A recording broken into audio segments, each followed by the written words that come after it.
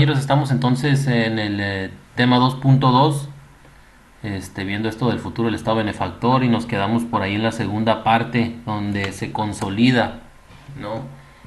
Lo que es el estado de bienestar o el Estado benefactor. La lectura esta, ¿no? Del Estado absoluto al Estado neoliberal, que creo que les adjunté ahí les he adjuntado en los posts anteriores.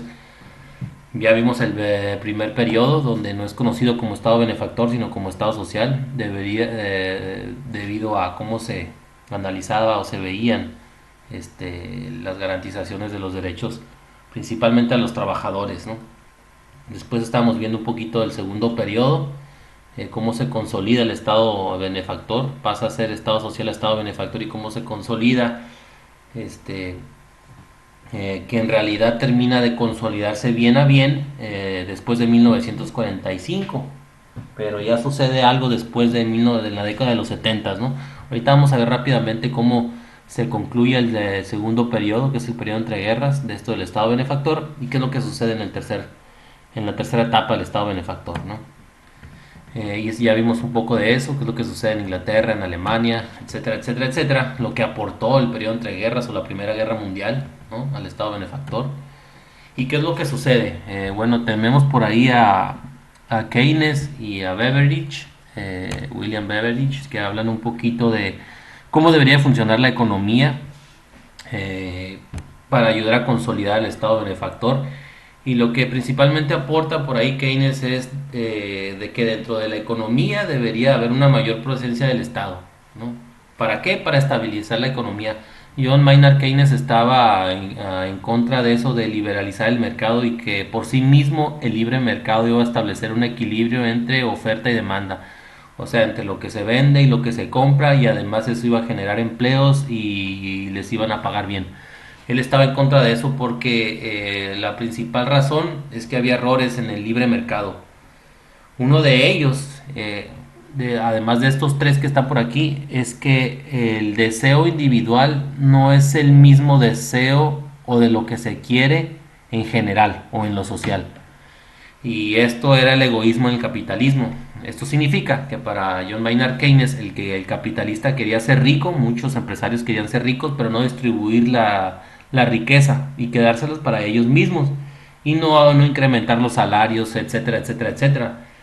Cuando en realidad, pues supuestamente lo que todos queremos es que todos progresemos, ¿no? Y tengamos un crecimiento y desarrollo. Mientras que el libre mercado lo que permite o lo que genera también es el egoísmo de incrementar o de generar riqueza sin distribuirla, ¿no? Es el egoísmo del capitalista, y a eso se refiere a Maynard Keynes.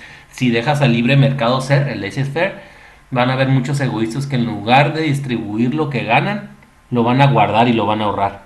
Y no se debe de ser eso.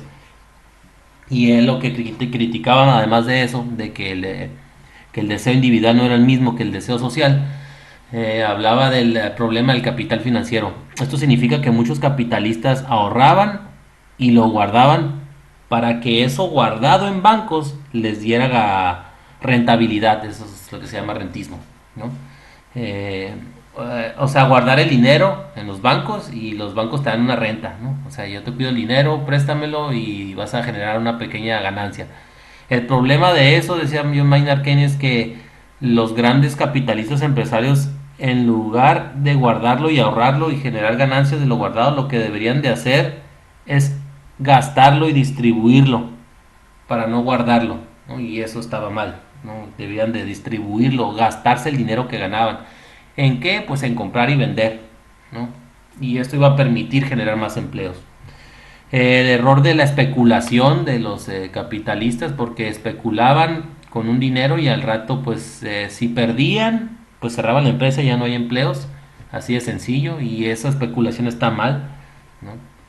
Y el rentismo, a eso se refiere, generar ganancia de lo guardado, del ahorro, ¿no? De la renta, prestar el dinero o prestar algo y generar ingresos y guardarlo. Eso estaba incorrecto, decía John Maynard Keynes. Entonces el libre mercado lo que iba a hacer es que la gente iba a ser egoísta, iba a ganar dinero, y todo lo que ganara, en lugar de invertirlo o redistribuirlo en proyectos o en más empleos, pues lo que iba a hacer es guardarlo para generar a partir del ahorro, pues obviamente una renta, ¿no? Principalmente de los bancos. Y eso estaba mal, decía John Maynard Keynes, ¿no? Errores del capitalismo.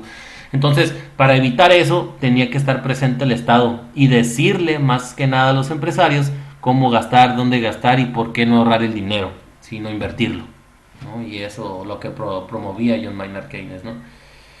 Porque si no se hacía así, si no había una presencia del Estado, el capitalista como es egoísta, pues va a querer ahorrar en todo, no va a querer subir los salarios.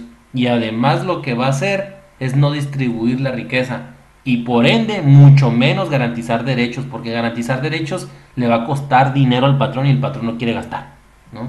Por eso es egoísta muchos de capitalistas decía Keynes, ¿no?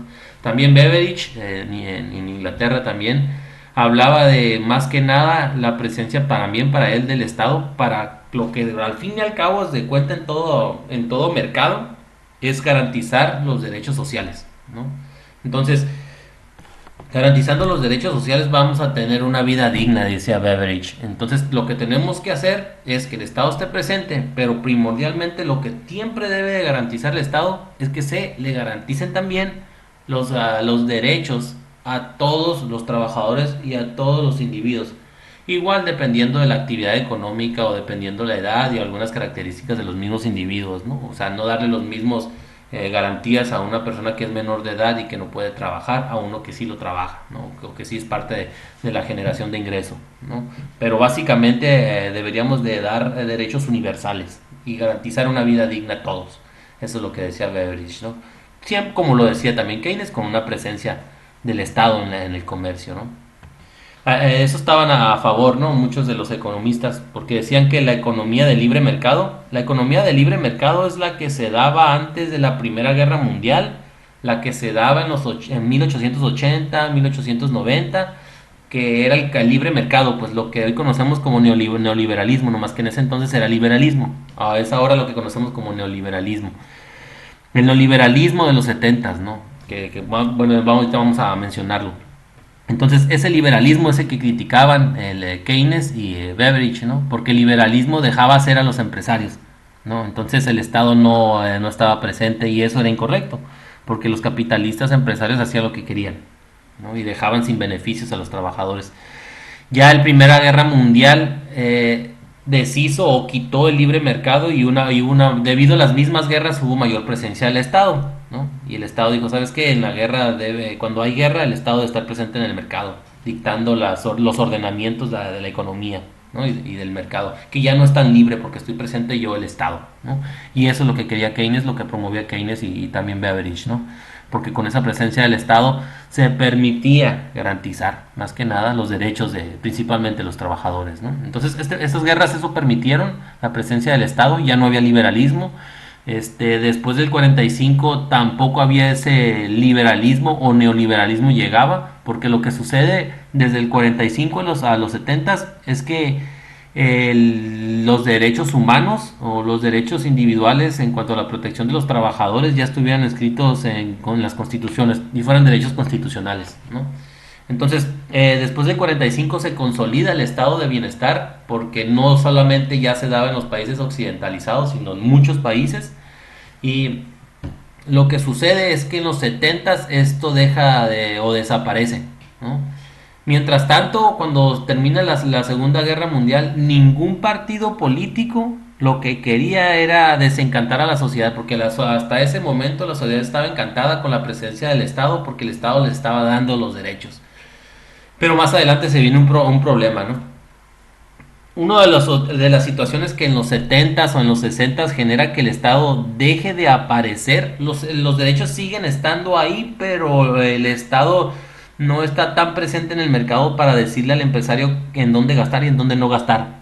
Ya prácticamente en los 60s, en los 70s el Estado le dice, ¿sabes qué? Esto fue con Margaret Thatcher, primer ministra de Inglaterra, y Ronald Reagan, presidente de los Estados Unidos en los 70, donde dices, bueno, ¿sabes qué? El Estado sí debe garantizarlo, pero tampoco voy a decir en qué gastar y en qué no gastar. Ustedes hagan lo que ustedes quieran, capitalistas, dueños de su propio dinero. Si quieren ahorrar, ahorren. Si no lo quieren hacer, no lo hagan. Si quieren ir a otro país con la libertad de invertir, vayan, háganlo, etcétera, etcétera, etcétera. Eso es lo que promovieron. ¿Por qué empezaron así? Porque se dieron cuenta que era muy caro que el Estado trabajara dentro del mercado o manejara el mercado. ¿Por qué se volvió caro? Porque el Estado necesitaba muchos burócratas o mucha burocracia para garantizar los derechos, ¿no? Y además debe estar el Estado presente en todos los momentos del mercado, en muchos tipos de transacciones, porque debe estar vigilando de que todo se haga bien sin violar los derechos. Entonces eso costaba mucho. Y además si el empresario no puede pagar, pues viene el Estado y rescata a los trabajadores, les paga él su seguridad social, su seguro de vida, su seguro de desempleo. Y estar pagando así, pague y pague y pague, pues iba a ser muy caro. Lo que generó en algunos fue un déficit presupuestal.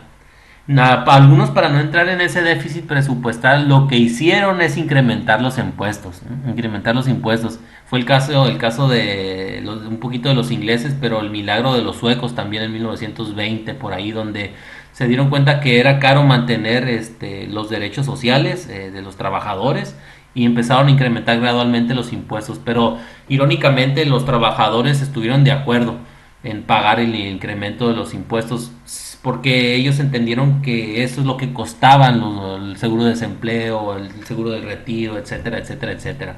No como otros, muchos no se comprometían. Además, hubo incremento de sueldos también con los suecos por ahí. Entonces muchos no se comprometieron a eso y lo que estaba generando era que el Estado gastara más, ¿no? Entonces gasto más y lo que tengo que hacer es que endeudarme. Ahora entonces tengo que ir a pedir al FMI, al Banco Mundial, para seguir pagando seguros de desempleo, para seguir pagando mantenimiento, seguridad social, seguridad médica y estar presente para que los capitalistas no hagan lo que ellos quieran. Entonces digo, ¿sabes qué? Son muchas actividades, es mucha burocracia, mejor que el empresario haga lo que él quiera y ahora entonces vamos a entrarle al neoliberalismo. Vamos a regresar a ese liberalismo de 1890, 1900, 1880, pero nomás le vamos a poner neo, ¿no? Nada más para que vean que nos estamos retirando, es el nuevo pues, ¿no? Para que nos vean, el Estado se está retirando de la presencia del mercado. Y esto fue principalmente por las grandes empresas presionado, el lobismo o el lobbying que hicieron las grandes transnacionales.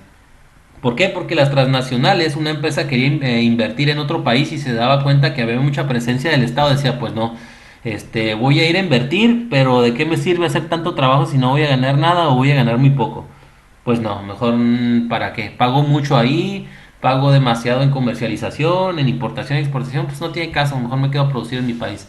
Y muchas transnacionales al observar que había mucha mano de obra y que se podía poner barata, que podía muchos minerales o recursos en otros países, pues presionaron para que los países y principalmente los occidentales volvieran al liberalismo, o sea, al neoliberalismo, y que gradualmente el Estado desapareciera del mercado. Y es Margaret Thatcher y Ronald Reagan los que empiezan a decir, pues bueno, ¿saben qué? Libre mercado otra vez, neoliberalismo, el Estado tiene que desaparecer porque del mercado porque es muy caro mantenerlo ahí. Y esto va a significar pues que no gastemos tanto, ¿no? Entonces los estados empezaron otra vez a eso. ¿Qué es lo que empezó a suceder? Pues sí, muchas violaciones a los derechos humanos, principalmente a los trabajadores. Las transnacionales se movieron más libremente gracias al neoliberalismo en el mundo y empezaron a invertir en muchas partes. Claro que generaron empleos, pero también los empleos no muy bien pagados. Otros, claro que sí, incluso ayudó en ciencia y tecnología, a llevar ciencia y tecnología a países que no lo tenían, pero aún así no significó que sacaran de la pobreza a esos países, ¿no? O a todos esos países. No significó que los países pobres dejaran de ser pobres. Son muy pocos los casos de los países que gracias al neoliberalismo dejaron de ser pobres. Sí tuvieron inversión, sí, y hubo empleo, pero también no hubo empleos con ese sueldo y salario que se esperaba. Si se le hubiese dado las facilidades para invertir a las transnacionales, pero con mayor presencia del Estado, aún así hubiera dudado que las transnacionales fueran a invertir, porque siempre la presencia del Estado en el mercado asustaba a las transnacionales, porque iban a decir, no, pues en que de repente ya no quiero que tu empresa siderúrgica controles, y yo ahora yo lo voy a nacionalizar esta empresa y voy a controlarla y voy a manejar todo y además voy a incrementar los impuestos. Pues no, eso no le daba seguridad a las transnacionales, y las transnacionales lo que quieren es pues generar dinero y ganancia. Es como lo que está sucediendo por ahí con el tema de Andrés Manuel López Obrador y las modificaciones que se hizo en cuanto a las energías no reno, a las energías renovables por ahí. Si checan la noticia por ahí, hay un descontento en cuanto a los productores privados de energías renovables porque hizo un cambio en unas cláusulas en unas leyes por ahí que eso limita el accionar de algunas empresas que trabajan en el ramo, y esto permite una mayor control del sector para el Estado, y esto lo miran como una amenaza. Las empresas que trabajan en el sector de energía solar, de la energía eólica, vieron una intervención del Estado, donde el Estado dijo, ¿sabes qué? En pocas palabras, voy a controlar más este sector y no voy a dejar que las empresas privadas hagan y deshagan. Por parte de las empresas están enojadas porque han invertido tanto en estas energías y dicen que la presencia del Estado va a impedir mayor inversión en este sector por parte de las empresas y por ende menor innovación, ¿no?, en el tema. Así es, puede ser. Pero la otra parte de la moneda del gobierno federal es que está diciendo que necesita esa presencia porque los que han invertido en el sector se han hecho ricos.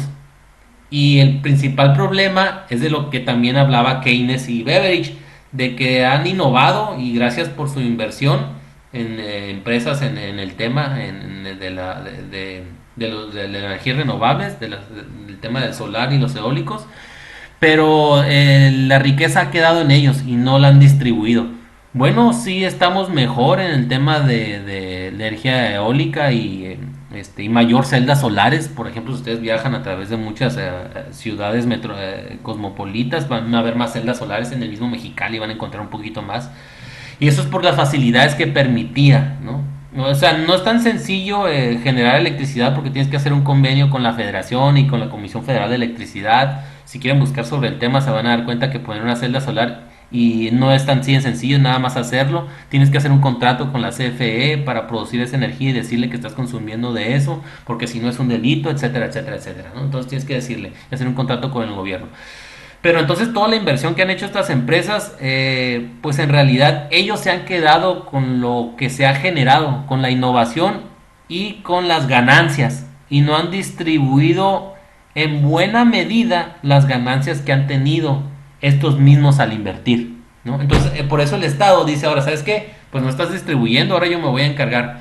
Pero es muy difícil, o se quejan mucho de ellos de esto, porque el Estado, que si no tiene dinero, si está en la austeridad, ¿qué tanto dinero ahora va a invertir en energías renovables?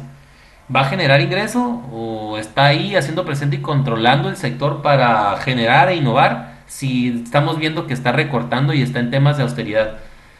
Bueno, eso es lo que le critican, ¿no? Entonces vas a ahuyentar la inversión. Entonces mejor le dicen a Andrés Manuel López Obrador, deja el neoliberalismo, deja el libre mercado, no seas tonto y que las empresas sigan invirtiendo, porque si no somos nosotros los empresarios, tú nunca vas a tener innovación porque tú no tienes dinero, ¿sí? Y además, la única forma en que tengas dinero es que vayas y le pidas al Fondo Monetario Internacional, al Banco Mundial, pero no lo vas a hacer porque ya vimos en las noticias anteriores que han observado por ahí que Andrés Manuel López Obrador está en contra, ¿sí?, de pedirle préstamos al FMI y al Banco Mundial. No quiere deuda más, incremento de la deuda externa, que eso es un buen punto a discutir, ¿no? Pero en otro momento se hará. Entonces, eso por ejemplo habla de cómo interviene el Estado en este tema del mercado, ¿no? Entonces, ahorita ya va a haber una mayor intervención del Estado mexicano en esto de los recursos renovables, energías limpias, pero el empresario está asustado y dice que se va a ahuyentar la inversión de la empresa privada en esto y que no va a haber mucho porque el Estado no tiene la capacidad de producirla porque no tiene dinero, ¿no? Entonces, eso es lo que dicen. Pero el Estado pues se justifica diciendo lo que ya les comenté, ¿no? Que ustedes han ganado y han innovado, pero las patentes ustedes se la quedan, la innovación ustedes se la quedan y la riqueza de ellos o la riqueza que han generado ustedes mismos se la quedan y no la distribuyen. Podrán contratar, pero ¿qué tanto se han incrementado los sueldos y salarios de las personas que trabajan en el sector? ¿Has distribuido bien las riquezas de todo lo que has ganado? Pues esa sería una pregunta muy buena, ¿no? A ver que si está, y sería muy buen punto de crítica. La mayoría ahorita están de los diarios están diciendo, están mostrando el lado del empresario, que está en contra de lo que está haciendo el Estado, ¿no? Pero hay que ver por qué lo hace el Estado.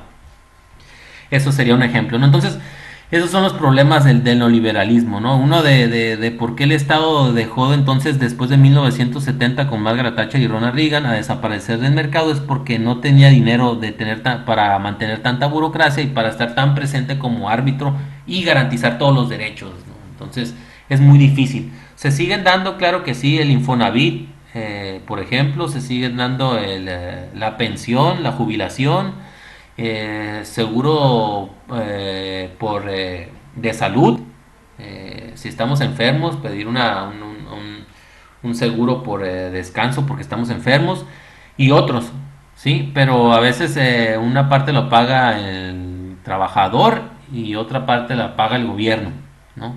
Pero si se dan cuenta, el IMSS está en quiebra, ¿no? Entonces ya no hay para pagar. Entonces, para que vean el déficit presupuestal, no se puede mantener ese tipo. Y el Estado reprime al empresario porque no paga, pues, o sea, el Estado se endeuda para que el empresario se haga más rico y el rico no está comprometido en redistribuirle el ingreso o pagar más porque quiere más dinero el empresario, ¿no? Entonces, esa es la crisis, ¿no? Entonces se endeuda, el Estado se ha endeudado y ha decidido en algunos momentos, pues, para Andrés Manuel López Obrador, recortar el presupuesto de algunas secretarías o de otras acciones e incrementar o tratar de reducir el déficit en el seguro social o en otro tipo de cosas, ¿no? Etcétera, etcétera. Y así sucedió. Ya con estos déficits los estados se dieron cuenta de que pues ni modo, vamos a desaparecer, vamos a tener problemas y sí, se empezaron a enfrentar los problemas por ahí, de déficit y otro tipo de problemas.